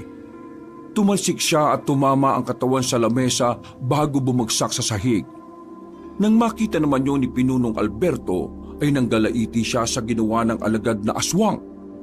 Anong ginawa mo, Cielo? Inutil ka talaga! Anong sinabi mo, matanda ka? Ako nagtitimpi na lang talaga ako sa iyo eh. Pero ngayon, sinagad mo na ako kaya papatay na rin kita! Mismong ang dalawang aswang nga ang naglaban kaya sinamantala ni Aling Rowena ang pagkakataon. Nilapitan niya ang asawa at sa tulong ni Ginoong Roberto ay hinatak nila yun palayo sa naglalabang aswang. Nang makita ng ginang na hindi na humihinga si Mang Rodney ay naluha na lang siya sa katuniyakap ng maigpit. Patawad, mahal ko, at hindi kita nailigtas. Tia Rowena, tatay, tulong mo ko dito kay Dino, please. Kagad nga rin nilang kinuha si Dino na nawala ng malay tao. At kahit anong pag-uyog ang gawin ni Aling Rowena sa matipunong binata, ay hindi pa din ito tumutugon. Nawawala na sila ng pag-asa ngunit patuloy pa rin sila sa pag-uyog ng pag-uyog kay Dino hanggang sa hindi na nila namalayan ang pagdating ni Alberto. Ilang saglit pa ay naramdaman na lang ni Aling Rowena ang pagkirot ng kaliwang bahagi ng kanyang bewang matapos pisilin ng maigpit ng pinunong aswang. Ngayong tapos na ako sa walang kwentang Cielo na traidor na yon. Kayo naman ang papatayin ko, mga animal kayo! Mas pinisil pa ng halimaw ang tagiliran ng ginang kaya mas lalo yung napasigaw sa sakit. Mabuti na lang ay rumispondi kagad si Ginoong Roberto na ilang beses na binaril sa katawan ng aswang. Dahil doon ay nabitiwan nga ni Pinunong Alberto ang ginang na kagad gumapang palayo. Dahil doon ay si Robert naman ang binalingan ng aswang. Bobo! Diyan na yung aswang! Subalit eksaktong pagsigaw na yon ng dalaga ay nahawakan na ng halimaw si Ginoong Robert sa leeg. Nagawa pang manlaban ng Ginoo subalit walang kabog-abog na pinisa ng aswang ang kanyang leeg hanggang sa madurog yon at mawalan siya kaagad ng buhay. Hindi pa nakontento ang pinunong aswang dahil ibinukapan niya ang bibig saka kinagat ang ulo ng walang buhay na Ginoo.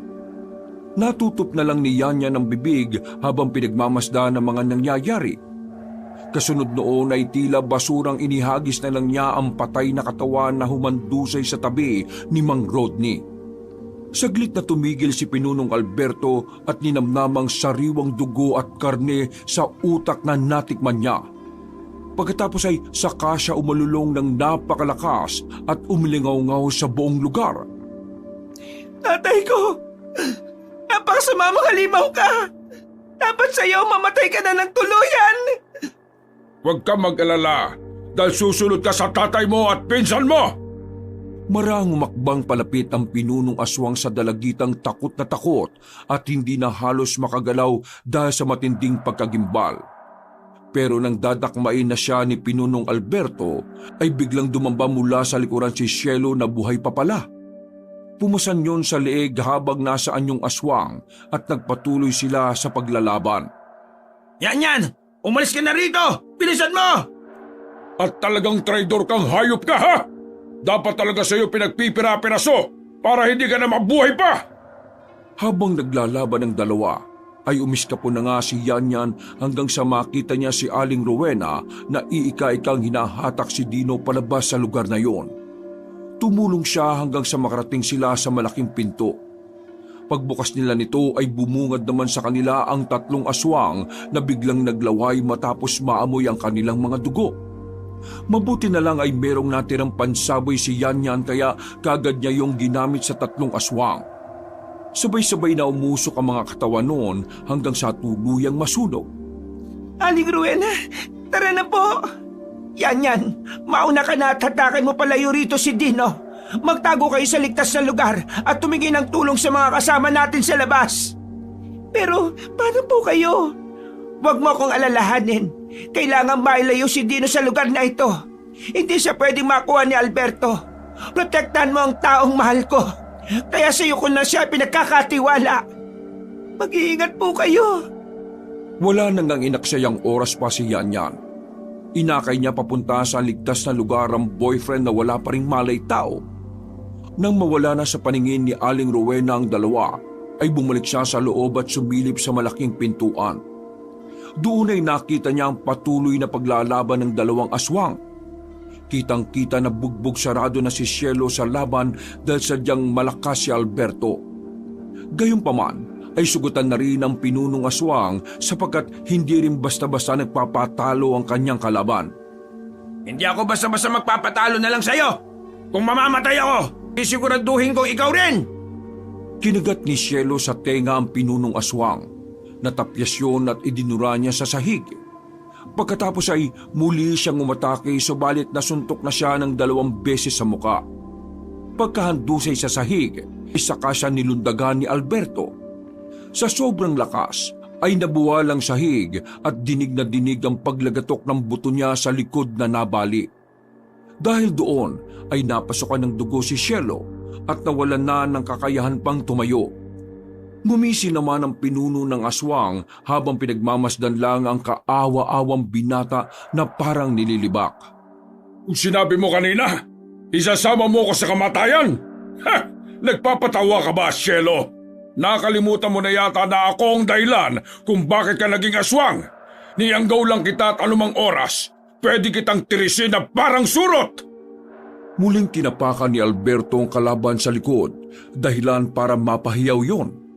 Dahil sa sobrang sakit na nararamdaman. Unti-unti na rin bumabalik sa anyong tao ang binata, sinyalis na talunan na talaga ito. Nakakaawa ka, Cielo. Mabuti na lang din at nangyari to dahil lumabas din ang totoo mong kulay. Yun nga lang, kahit anong gawin mo, hindi mo ko mapapantayan.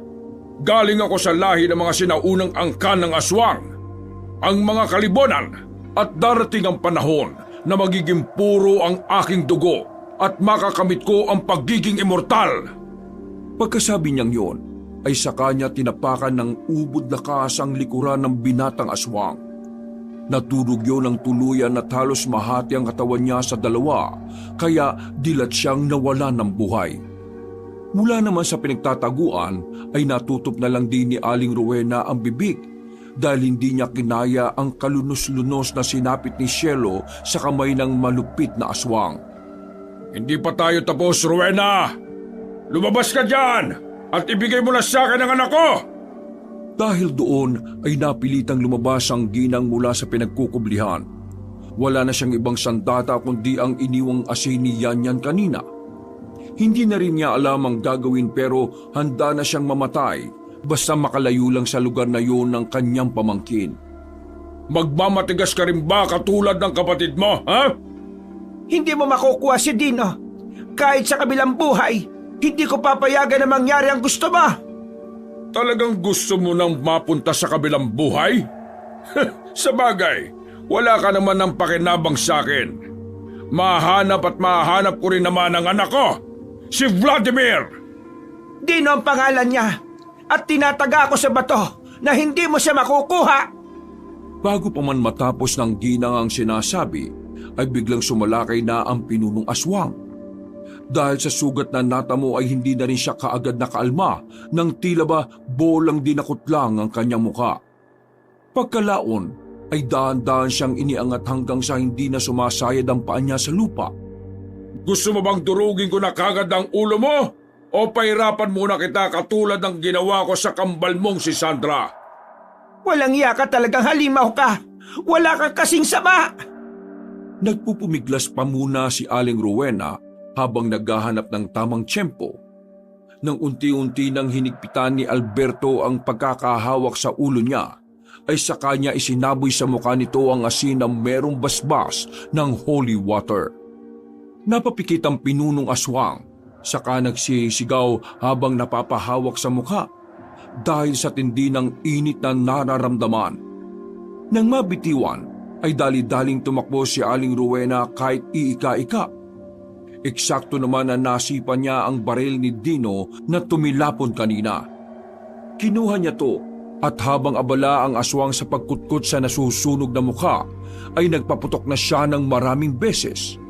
Tumama yun sa iba't ibang parte ng katawan ni Alberto, pero hindi naging sapat para mapatay siya. Nang maubos na ang bala ay tumakbo na nga si Aling Rowena palabas ng silid, subalit nahawakan na siya sa paa ng halimaw. Natumba siya at tumama ang mukha sa sahig, dahilan para umikot ang kanyang paningin at magpantig ang tenga. Dahil doon ay tila wala na siyang maintindihan sa mga nangyayari kahit anong pilit niya. Nahilo kasi siya ng sobra. Ginagalit mo rin talaga ako no? Dapat ka na talagang mamatay at sumunod kay Sandra! Nang iahampas na si Aling Rowena sa pader, ay eksakto naman ang pagdating ng iba nilang kasamahan. Naroon na rin si Dino at gising na kasama ang ibang manunugis ng aswang. Nagtulong-tulong ang mga yon na nagpaulan ng iba't ibang uri ng sandata na panlaban sa aswang. Nabitiwan ni Pinunong Alberto ang ginang at inatake ang kanyang anak nang makita ito. Akin ka na at magiging purong kalibunan na ako! Mamatay ka ng hayop ka! Hindi! Hindi niyo ako mapapatay! Ako ang pinuno ng mga aswang at magiging hari sa oras na may pagkaloob sa akin ang purong dugo ng kalibunan! Kaya humanda ka sa akin, anak! Kukunin kita at iaalay sa kadiliman! Mag-isa kang pumunta sa kadiliman. Itong kainin mo! Ang mga bala naming lahat! Na ang huling boses na narinig ni Aling Rowena bago tuluyang magdilim ang kanyang paningin. Hindi na niya alam kung ano-ano pa nga ang sumunod na pangyayari. Makalipas ang 1 linggo, nagising na lang ang ginang na nasa ospital na. Magandang balita ang bumungad sa kanya dahil ayon kay Dino at Yanyan ay napatay na nga ng mga manunugi si Alberto. Nagpasalamat ang mga taga San Marino dahil sa wakas matatahimik na rin ang kanilang baryo.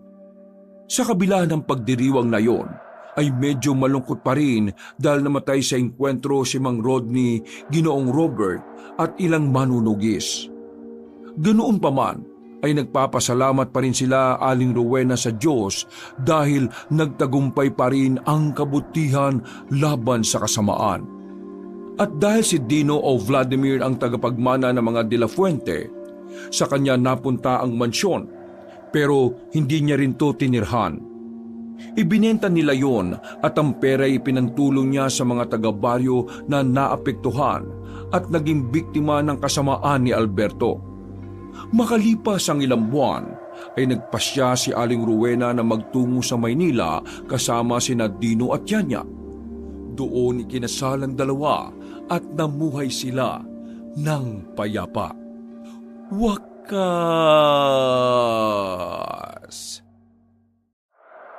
Ako ang inyong Lolo Pael.